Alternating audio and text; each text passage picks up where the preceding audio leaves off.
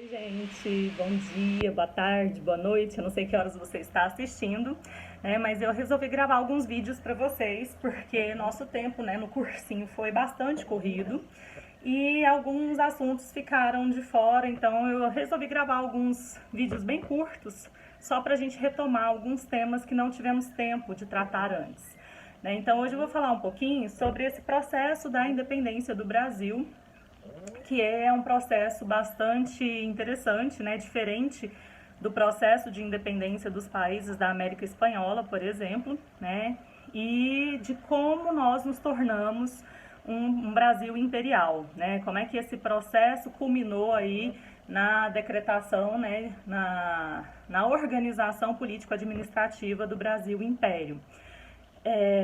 E é interessante a gente falar, né, que nesse processo de independência a gente não está falando de uma nação formada com um sentimento de nacionalismo, de patriotismo, né? O que a gente tem no Brasil são diversas regiões, cada habitante do país teria ali um sentimento, até porque a gente ainda não tem um país, né? Teria ali um sentimento de regionalidade, de pertencimento a uma determinada região. Então, por exemplo, a gente teve a Conjuração Mineira, né, lá do Tiradentes. Quando eles buscam essa independência, eles não estão buscando a independência do Brasil, eles estão buscando a independência da região das Minas, né? Depois a gente tem a Conjuração Baiana, que é aquela revolta, né, dos alfaiates lá, onde aparecem a gente tem uma participação um pouco mais popular, né? Também é uma conjuração que vai se estabelecer em moldes de uma localidade, né? Então, o que a gente fala, o Saint-Hilaire vai dizer que existia um país chamado Brasil, mas absolutamente não existiam brasileiros, né? Não existiam brasileiros, esse sentimento de pertença a uma nação, a um povo, né? Esse sentimento ele não estava estruturado, ele ainda não estava organizado.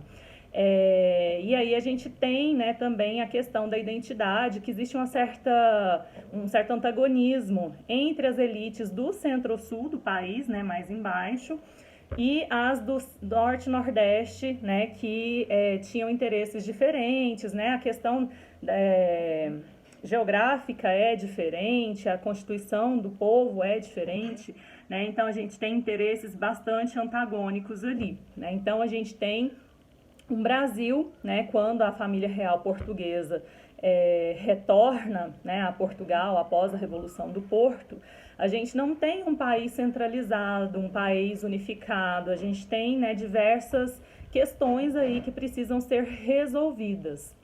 E como o Dom Pedro I fica, né, a gente tem aí também alguns projetos dessas elites brasileiras. Então, quais são três os principais projetos, né, que vão se organizar nesse primeiro momento de constituição, né, do Brasil pós-independência ou durante mesmo nesse processo aí de organização da independência do Brasil. Nós temos três partidos, né, que é o Partido dos Aristocratas, que vai ser comandado por José Bonifácio, que vai defender ali um executivo forte, né? Então é preciso que haja um comandante geral da nação, né? Um comandante de Estado forte, com a centralização de poder, né? E aí ele defende então um projeto imperial e que haja uma expansão, né, do país para o interior, né? Então ele defende a questão das entradas e das bandeiras. A gente tem o partido que vai ser comandado por Gonçalves Ledo, que é o Partido dos Democratas, que defende que haja um legislativo forte, né, que a gente tenha descentralização de poder. Então ele vai dizer que é preciso dar mais autonomia para as assembleias legislativas de cada província, né, que é preciso ali que descentralize um pouco, e não fique tudo focado nas mãos de um único governante. E a gente tem o Partido Português, que é composto ali, né, por portugueses que ficaram, né, da época da chegada da família real portuguesa ao Brasil, são monarquistas, né, que defendem que Dom Pedro I retorne a Portugal, né, que o Brasil retome ali o status de colônia. A gente não, eles estão alinhados com a perspectiva da Revolução do Porto, né, então eles querem o Brasil novamente como uma colônia dependente, né, alinhado ali a Portugal, que retomem o pacto colonial, e eles não querem de forma alguma que o Brasil se torne independente. Então, nessa estrutura, né, centraliza, descentraliza, como é que a gente vai fazer, né? A gente tem a ideia de criar, então, uma Constituição, né? O constitucionalismo, ele é um quadro que está emergindo, né, na Europa. Inclusive, a própria Revolução do Porto, ela exige a criação de uma Constituição, né, de uma monarquia constitucional em Portugal. Então, isso está ali dentro dos ideários da Revolução Francesa, né, da Revolução Americana, e essa ideia de que é preciso que a Constituição, né, e o governo das leis superem o governo dos homens. É preciso limitar o poder de quem está governando a sociedade.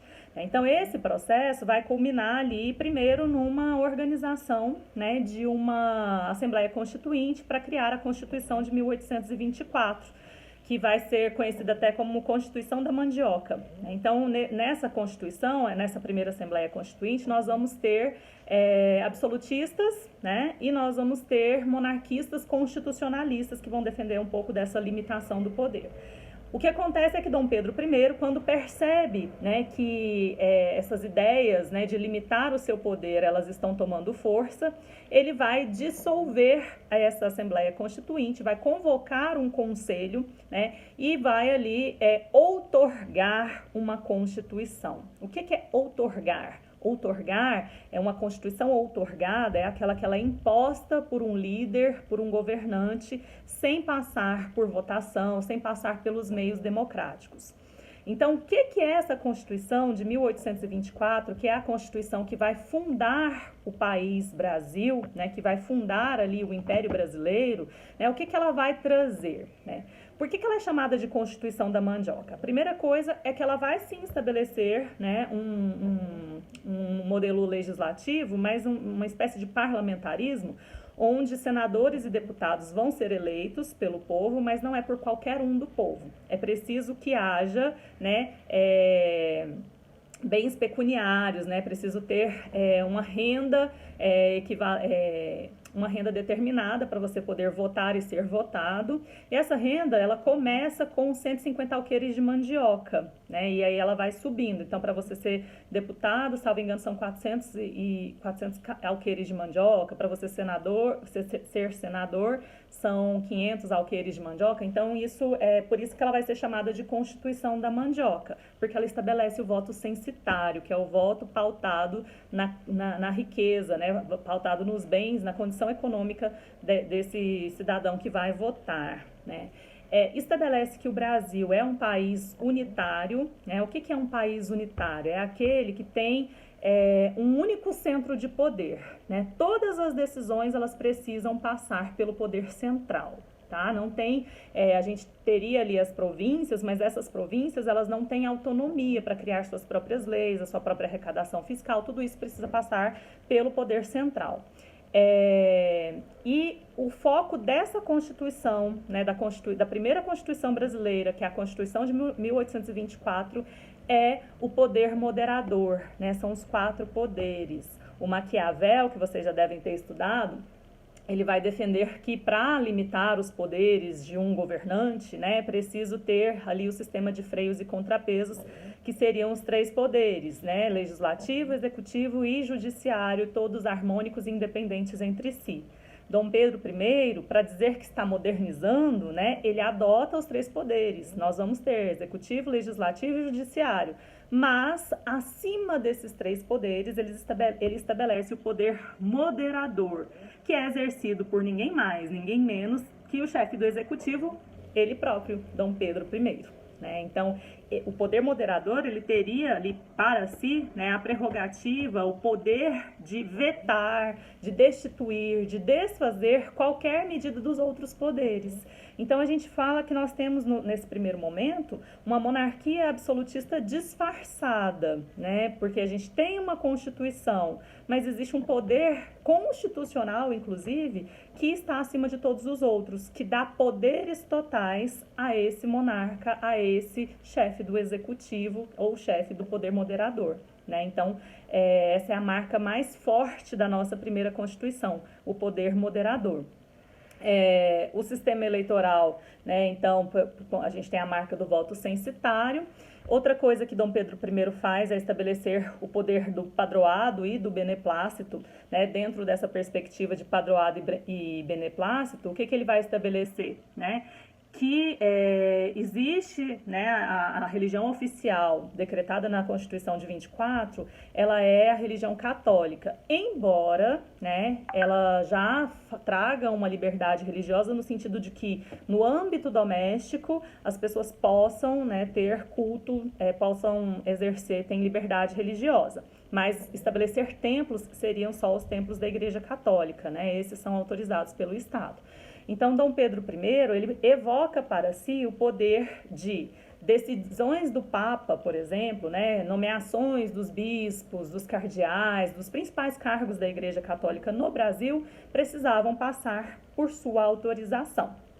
Além disso, né, as encíclicas papais, as cartas de direcionamento do Papa, né, para a Igreja Católica também precisavam de sua autorização para que essas coisas fossem executadas, né, acontecessem na Igreja brasileira, né? Então isso vai causar ali uma rixa já no Brasil imperial, né, um descontentamento da Igreja Católica brasileira com o Império, né? Então, de certo modo, a princípio, a gente já começa um império com pouco apoio, né, da Igreja Católica, que, venhamos e convenhamos, é um apoio bastante importante. Essa Constituição, ela também vai trazer, né, um rol de direitos fundamentais que está lá no artigo 179, né? Então, por exemplo, se até o Brasil colonial, né, as ordenações, né, dos reis portugueses que vigoravam aqui no Brasil, a partir da Constituição a gente tem um ordenamento jurídico próprio. Então, as ordenações que vigoravam antes eram as ordenações filipinas, que tinham castigos corporais, né, bastante violentos, bastante sanguinários, e aí a Constituição de 1824 ela vai tirar isso, né? O que vai permanecer, embora ela, né, coloque esse rol de direitos fundamentais, é o castigo corporal para os escravos, que agora é limitado a 50 chibatadas diárias, salvo engano, e a pena de galé, que são os trabalhos forçados, que para os escravos é permitido, não é permitido para o restante da população. Então, a gente tem, né, essa estrutura de poder dada aí com a fundação do nosso país, né? Em 1824, 1822 a gente tem a proclamação da independência. Sabemos que essa proclamação da independência ela é toda articulada, nós não pegamos em armas, ela vai ser, entre aspas, pacífica, né? A gente tem, né, as histórias de que o Dom Pedro mandou tropas para o litoral brasileiro, mas nunca houve invasão, nunca houve guerra, né, para que a gente conseguisse o reconhecimento da nossa Constituição, da nossa independência.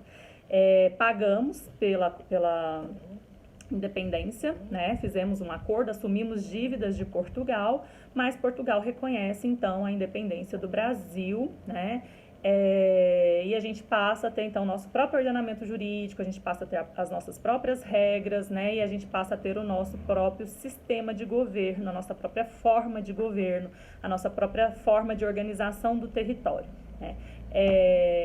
E é isso que, nesse primeiro momento, eu vou falar com vocês, né, e eu vou gravar um outro vídeo falando sobre o Primeiro e Segundo Império, para que vocês possam ter um pouquinho mais de ciência sobre isso, né, para a provinha do Enem, tá bom? Grande beijo!